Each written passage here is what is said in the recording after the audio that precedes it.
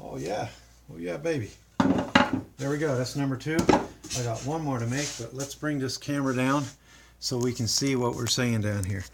All right, so remember that I told you it's better to extend your fingers a little past the tails.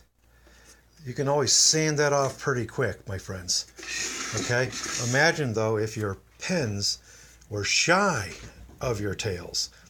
I've done that when I was first started to work with the unit, and I just had to sand this to blend it in. But why go there if you don't have to? You'll see that with this one, I'm even a little bit closer. I'm almost dead on with the pins, just about flush. That's really what you want. I did want to exaggerate a little bit, and here is a real big exaggeration. Look at that, my friends. That's because this guy here was, I'm impressed that it's actually survived. All right, so I've got 2 of these. You may ask, well, what are you making? Well, they recommend that to learn how to do through angle dovetails, that you start off making a unit like this. The next unit that we'll be making, I'm not sure when, but we'll go to the next level where this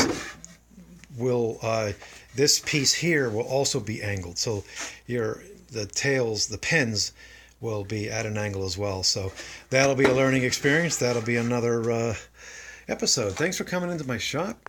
What are we going to do next with this? Well, we're going to figure out where we're going to put our luan, and we can remove that material over there in the table saw or in the radial arm saw. You know, I might care about stopping before I go all the ways through, so that we can really appreciate the dovetails. With some other units that I made in order to get them out, and you have to have different price ranges when you're making things, right? So I decided I was just going to go all the ways through, and it's really not that big of a deal. And they were butt joints. Okay, I don't have any, they're all on the poly shed. So I have an order out there in the poly shed, and some other ones we'll be selling. All right, thanks for coming into my shop. If you like what you see, please consider subscribing to our channel. We're up to 229. So we're starting to get even more momentum. Thank you, subscribers. We had a gentleman from Puerto Rico, I believe, that asked me a question, and when I say please leave your comments, we'll get back to you, I mean it. He asked me, he said, so you know, my words, you have a 14-inch bandsaw. Have you tried cutting 12 inches resawing or making veneer out of that, right? And I said, I have not. I haven't had a need to do that, but I will do that just so he's considering getting a bandsaw. I'll tell you what, once you get one, you start getting other things that really help you with progress in your shop, okay? But as I walk around my shop, any pieces of 1 by 12 I have are warped, and that's not really what you want to do.